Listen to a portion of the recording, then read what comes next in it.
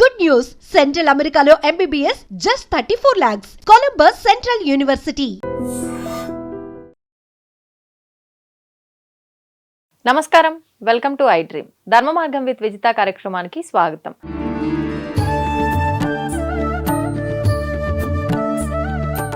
ప్రస్తుతం మనతో పాటు ఉన్నారు ప్రముఖ ఆధ్యాత్మికవేత్త, హనుమత్ మరియు శ్రీ విద్యా ఉపాసకులు బ్రహ్మశ్రీ డాక్టర్ శివయోగి సిస్లా జయశంకర్ గారు. ఇప్పుడు వారితో మాట్లాడి మరిన్ని విషయాలు తెలుసుకుందాం.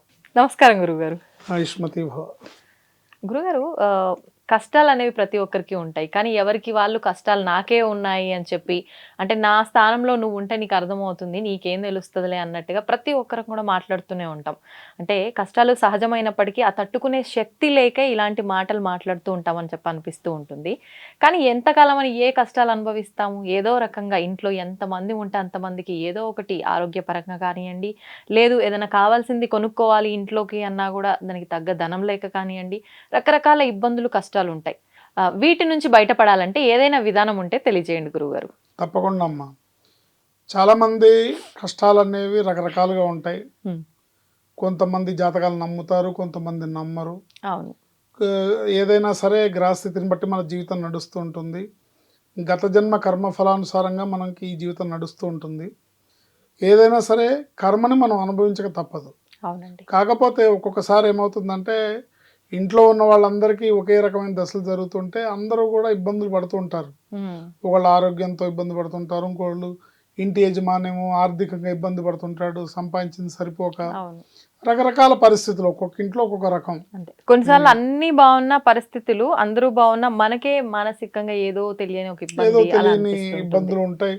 ఇది ఇంటింటి రామాయణం అంటే ఇదే. ఒక్కొక్క ఇంటికి ఒక్కొక్క చరిత్ర ఉంటుంది. అవును గురుగారు.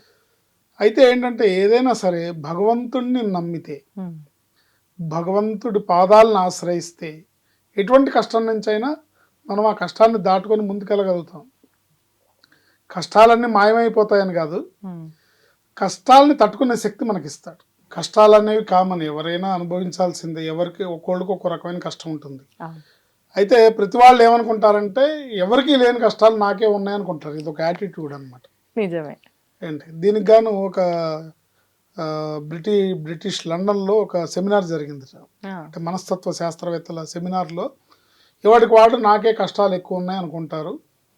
అందుకని మనకున్న కష్టమే బెటరు ఎదుటివాడి కష్టం కన్నా, ఇది తెలుసుకోవాలి ఎవరైనా అనేది ఒక సెమినార్ జరిగి, ఆ సెమినార్లో ఏం చెప్పారంటే, మీకున్న కష్టం ఏదో ఒక పేపర్ మీద రాయండి, ఆ పేపర్ని ఒక డబ్బాలో వేయండి అని. ఒక 3000 మంది సెమినార్.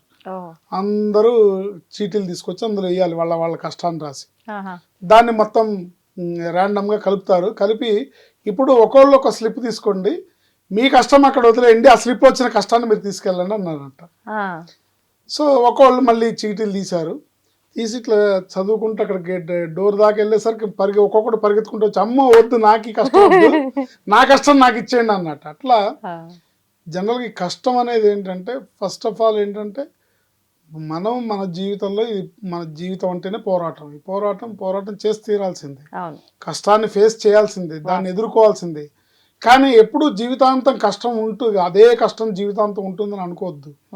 ఎందుకంటే ఈ పరిస్థితి శాశ్వతం కాదు, ఇప్పుడు అనుభవిస్తున్న పరిస్థితి శాశ్వతం కాదు, తప్పకుండా మారుతుంది. దానికి ఉదాహరణ సూర్యచంద్రులు. ఉదయం 6ంటికి వచ్చిన సూర్యుడు సాయంత్రం అస్తమిస్తాడు. మళ్ళీ ఉదయం 6ంటికి మళ్ళీ సూర్యుడు ఉదయిస్తాడు కదా. సో కష్టం కూడా అంతే, సుఖం కూడా అంతే. సుఖాలు శాశ్వతం కాదు, కష్టాలు శాశ్వతం కాదు. ఇది మనిషి జీవితం గుర్తించాలి. గుర్తించి కొద్దిగా ఇంతమంది పెద్దలు మహానుభావులు చెప్తున్నారు కాబట్టి వాళ్ళ సందేశాలు తీసుకొని మనం నాలెడ్జ్ని పెంచుకొని ముందుకెళ్ళాలి. ఇట్లాగే ఏంటంటే, ఈ కష్టం ఎవరి కష్టం వాళ్ళకు ఉంది అనే భావన, నాకే ఎక్కువ కష్టం ఉందనే భావన ముందు మైండ్లోంచి తీసేయాలి. తీసేసి చక్కగా భగవంతుడిని నమ్మాలి. నమ్మిన వాళ్ళకి భగవంతుడు పక్కనే తోడుగా ఉంటాడు. నీకు ఆయన కనపడకపోవచ్చు, కానీ అడుగడుగు నీ తోడుండి నిన్ను కాపాడుతాడు, నిన్ను రక్షిస్తాడు. ఇందుకు చిన్న ఉదాహరణగా ఒక చిన్న మోరల్ స్టోరీ. తిరుమల తిరుపతి దేవస్థానానికి ఒక అతను నడక మార్గంలో ఎక్కుతున్నట్ట. ఎక్కుతూ చీకటి పడింది, బై మిస్టేక్ జారి లోయలో పడ్డాడు. పడితే చెట్టు కొమ్మల మధ్యలోంచి పడుతున్నాడు, టప టప టప టప జారుతున్నాడు. ఉమ్, ఆఖరికి ఒక కొమ్మ చేతికి దొరికింది, పట్టుకొని వెళ్ళాడుతున్నాడు. ఉమ్, గోవిందా గోవిందా అని పిలుస్తున్నాడు. ఆయన భక్తుడు కాబట్టి, ఆ భగవంతుడు అక్కడే ఉన్నాడు కాబట్టి దేవుడు వచ్చాడు. వచ్చి ఏం నాయన పిలిచావంటే, నన్ను కాపాడు స్వామి అంటే, ఏం పర్లేదు నన్ను నమ్మి చేతులు వదిలేసి అన్నాడు. ఉమ్, అమ్మో నేను చచ్చిపోతే అన్నట్టు. ఉమ్, నీకేమవ్వదు, నువ్వు నన్ను నమ్మి వదిలేసే అన్నట్టు. అంటే అమ్మో నేను చచ్చిపోతే అన్నట్టు. అయితే నీ కర్మ, నేను చాలా బిజీ, నువ్వు పిలిచావని వచ్చాను అని ఆయన వెళ్ళిపోయాడు. మళ్ళీ సుప్రభాతం గంట కొట్టారు, వెంకటేశ్వర స్వామి వెళ్ళిపోయాడు. ఉమ్, వీడు అలాగే చెట్టుకు వేలాడుతున్నాడు. ఉమ్, తెల్లారింది, చూస్తే భూమికి అడుగు దూరంలో, అడుగు ఎత్తులో వేలాడుతున్నాడు. సో భగవంతుడిని నమ్మి వదిలేస్తే తెల్లవారులు హ్యాంగింగ్ అయ్యే పరిస్థితి తప్పేది అంతే కదా. కదా. అలాగే అంటే ఇది ఏంటంటే నమ్మాలి, నమ్మకంతో ముందుకెళ్ళాలి. నాకేమవ్వదు, భగవంతుడు ఉన్నాడు, నన్ను కాపాడుతాడు అనే నమ్మకంతో కనుక ఎవరైతే భగవంతుడి పాదాలను ఆశ్రయిస్తారో ఉమ్, తప్పకుండా మీ భగవంతుడు అంటే విష్ణుమూర్తి భగవంతుడా, శివుడు భగవంతుడా, వెంకటేశ్వర స్వామి భగవంతుడా, ఆంజనేయ స్వామి భగవంతుడా అంటే, సుబ్రహ్మణ్య స్వామి భగవంతుడా, గణపతి భగవంతుడా అంటే మీ మనసుకి ఏ రూపం నచ్చితే ఆ రూపం. భగవంతుడు ఒక్క రూపంలోనే ఉన్నాడు అక్కడ. మీ మనసుకు నచ్చిన రూపం మీద మీరు లగ్నం చేసి ఆ భగవంతుడికి సంబంధించిన శ్లోకాలు, స్తోత్రాలు మీరు చేస్తూ నమ్మకంగా ఉంటే కనుక ఏ దేవుడైనా ఉమ్, రాయే భగవంతుడిగా మారి సమాధానం ఇస్తుంది, రక్షిస్తుంది, కాపాడుతుంది. ఉమ్, ఇందులో ఎటువంటి సందేహం లేదు. నమ్మాలి, నమ్మకం స్ట్రాంగ్గా ఉండాలి. ఓకే.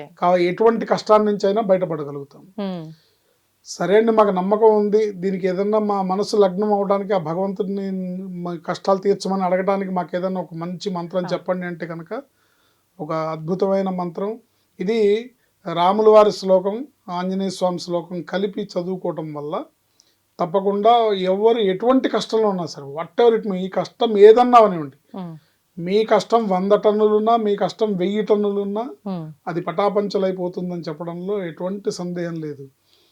ఆపదామపహర్తారం ధాతారం సర్వసంపదాం లోకాభిరామం శ్రీరామం భూయో భూయో నమామ్యాం అనే రాముల వారి శ్లోకాన్ని, అసాధ్య సాధక స్వామిన్ అసాధ్యం తవకిం వద రామదూత కృపా సింధో మత్కార్యం సాధయ ప్రభో అనే ఈ శ్లోకాన్ని కలిపి ప్రతిరోజు మీకు కుదిరినన్ని సార్లు అనుకోవటం వల్ల ఉమ్. ఆంజనేయ స్వామి తప్పకుండా మిమ్మల్ని మీ కష్టాల నుంచి బయటపడేస్తాడు. రెండు కలపడం ఎందుకని గురువుగారు? అంటే రాముల వారి పేరు చెప్తే ఆయన తొందరగా కదులుతాడు. ఓ, అంటే ఆంజనేయ స్వామికి రెండే పనులు ఉన్నాయి. ఒకటి ఆ రామభక్తుల్ని కాపాడడం, రెండు తన భక్తుల్ని కాపాడడం. ఉమ్, సో తన భక్తుల కన్నా ముందుగా ఆయన తొందరగా రియాక్ట్ అయ్యేదంటే ఎక్కడ రామనామం వినపడితే అక్కడ తొందరగా రియాక్ట్ అవుతాడు. కాబట్టి మీ కష్టాల తీవ్రతను బట్టి మీరు ఈ రెండు కలిపి కనుక చదివితే ఎటువంటి కష్టం నుంచి అయినా బయటపడతారు. రోజు కనీసం 21 సార్లు పఠిస్తే ఉమ్, తప్పకుండా ఎటువంటి ఈ శ్లోకాలు రెండు కూడా ఇవాళ నేను కొత్తగా చెప్తున్నవి ఏం కాదు, అందరికి తెలిసినవే, అందరికి ప్రజల్లో అందరికి విదితమైన శ్లోకాలే. కానీ దాని మహిమను అనుభవించిన వాడిని కాబట్టి నేను చెప్తున్నాను. ఉమ్, ఆపదామపహర్తారం ధాతారం సర్వసంపదాం లోకాభిరామం శ్రీరామం భూయో భూయో నమామ్యాహం అసాధ్య సాధక స్వామిన్ అసాధ్యం తవకిం వద రామదూత కృపా సింధో మత్కార్యం సాధయ ప్రభు. అసాధ్య సాధక స్వామిని, అసాధ్యాల్ని సాధించే ఓ ప్రభువా, ఓ ఆంజనేయ స్వామి, ఉమ్, అసాధ్యం తవకిం వద, నీకు అసాధ్యం అన్నదే లేదు. ఉమ్, ఓ రామదూత, ఓ అపార కరుణామయుడ, ఓ కృపా సింధు, ఉమ్, మత్కార్యం సాధయ ప్రభు, నా పని చేసి పెట్టు, ఆ. నన్ను రక్షించు, నన్ను కాపాడని నమ్మకంతో ఎవరైతే వేడుకుంటారో మీ కష్టం ఏదైనా సరే, name it what ever it may be, ఎటువంటి కష్టం నుంచి అయినా బయటపడి తప్పకుండా మీరు విజయాన్ని సాధిస్తారు. మీ కష్టాల్లోంచి మీరు బయటపడతారు. ఉమ్. తప్పకుండా సుఖాల దారిలో పయనిస్తారు. అదృష్టం మీ వెంటే ఉంటుంది, భగవంతుడు మీ వెంటే ఉంటాడని చెప్పడంలో ఇంత కూడా సందేహం లేదు. గురుగారు నోరు తిరిగినప్పుడు బయటికి చెప్పడం కన్నా కొంచెం లోపల చెప్పుకుంటే అది మనం తప్పు పలికిన తప్పు లేదంటారు, వాస్తవమా? అంటే ఇప్పుడు నోరు తిరగదు, నాకు తప్పులు వస్తాయేమో అంటే అసలు శ్రీరామ అనే 3 అక్షరాలకు ఉన్న మహిమ దేనికి లేదు. అలా అనుకున్నా. శ్రీరామ అంటే నమ్మకం కుదరదండి, సింపుల్ గా ఉంటుంది కదా. శ్రీరామ అనే చిన్నప్పటి నుంచి ఇక్కడ అన్ని చోట్ల చూస్తున్నారు కదా. సో ఇది మాకు తెలుసు అనుకుంటారు, కానీ దాని మహిమ అపారమైనది. శ్రీరామ అనేది మహామంత్రం ఏంటి, శ్రీరామ జయమంత్రం అంటారు దాన్ని. శ్రీరామ శ్రీరామ శ్రీరామ. ఇప్పుడు ఆంజనేయ స్వామికి అంత శక్తి ఎక్కడి నుంచి వచ్చింది? రామ్ రామ్ రామ్ రామ్. కొన్ని లక్షల కోట్ల కోట్ల కోట్ల కోట్ల యుగాల నుంచి ఆయన ఆ జపాన్ని చేసి చేసి ఆయన జ్యోతిర్మయ స్వరూపుడుగా మారిపోయి అవును. ఇంతమంది కష్టాలు తీరుస్తున్నాడు. ఆంజనేయ స్వామి ఇప్పటికీ చిరంజీవి, ఇప్పటికీ ఆయన ఉనికి ఉంది, అనేక చోట్ల ఆయన బయటపడుతుంది. అనేక సార్లు స్వప్న సాక్షాత్కారం పొందిన వాడిని నేను స్వయంగా చెప్తున్నాను. ఆయన ఆ అనుభూతి అనేది తలుచుకుంటే నమ్మాలి, నమ్మిన వాడికి నమ్మితే ఇది. భగవంతుడికి వచ్చి మనల్ని నమ్మించాల్సిన అవసరం ఆయనకి లేదు. అవును అవును. నమ్మిన వాళ్ళకి ఎస్ నువ్వు నమ్మావు, నేను ఉన్నాను, నేను నిన్ను కాపాడతాను. నువ్వు నమ్మకపోయినా నిన్ను కాపాడతాడు. కానీ వచ్చి నేనున్నాను, నన్ను నమ్ము అని చెప్పాల్సిన అవసరం ఆయనకి లేదు. వాస్తవం గురుగారు. మీకు అలా స్వప్నంలో సాక్షాత్కారం అవుతారా?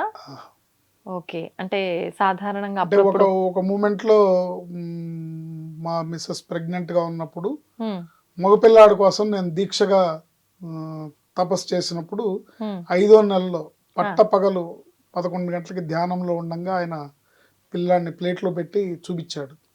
శాంక్షన్ చేశాను, బాధపడకు, ఆ మగపిల్లాడు పుడతాడు అని. అంటే అప్పటికే మాకు 2 ఆడపిల్లలు. జాతకం ప్రకారం ముగ్గురు మూడోసారి కూడా ఆడపిల్ల బలంగా కనిపిస్తుంది. అప్పుడు 3 ఆడపిల్లలు అంటే కొంచెం బాధ అనిపిస్తుంది కదా. 2 ఉన్నారు ఆల్రెడీ ఆడపిల్లల మహాలక్ష్మి స్వరూపాలలాగా. వారసుడు కావాలి అనే కోరిక అది స్వార్థమే అయినప్పటికీ ఆ స్వార్థంలో తప్పు లేదు, ఉండాల్సిన స్వార్థం అది. సో అప్పుడు మేము దీక్షగా చేసినప్పుడు ఆయన స్వప్నంలో 5వ నెలలో ఒక పెద్ద ప్లేట్లో మక్మల్ క్లాత్ లో గులాబీ రేకుల మధ్యలో పిల్లాన్ని పడుకోబెట్టి చూపించాడు. శాంక్షన్, డోంట్ వరీ అని. అప్పుడు ఏంటి మీ ఫీలింగ్? బాబాయ్ పుట్టిన తర్వాత ఇంకా మామూలుగానే మీకు నమ్మకం ఉంది, హనుమత్ ఉపాసకులు కాబట్టి ఎట్లాగ అప్పటి వరకే నమ్మకం ఉంది. ప్రాక్టికల్ గా ప్రూవ్ అయింది. Okay okay. ఇలా అనేక సందర్భాల్లో, అనేక కష్టాల్లో, అనేక విషయాల్లో ఏ సంకల్పాన్ని సంకల్పించి ఆంజనేయ స్వామి పాదాలు పట్టుకున్నా అది తప్పకుండా నెరవేరుతుంది. ధన్యవాదాలు గురువు గారు. నమస్కారం. ఆయుష్మతి భవ. తవ్వుతున్న శివలింగం సరే దాన్ని అట్లా కప్పేసేయండి, చూపించదండి. Krishna is there. మూర్తి పూజ కాదు, సాక్షాత్ బ్రజేంద్ర నందన భగవాన్ ఉన్నారు మూర్తిలో. ఏమీ ఆశించకుండా ఆరాధించే వాళ్ళు కూడా ఉన్నారా ప్రభుజీ? నిజమైన భక్తి అంటే మనకు తెలియదు కాబట్టి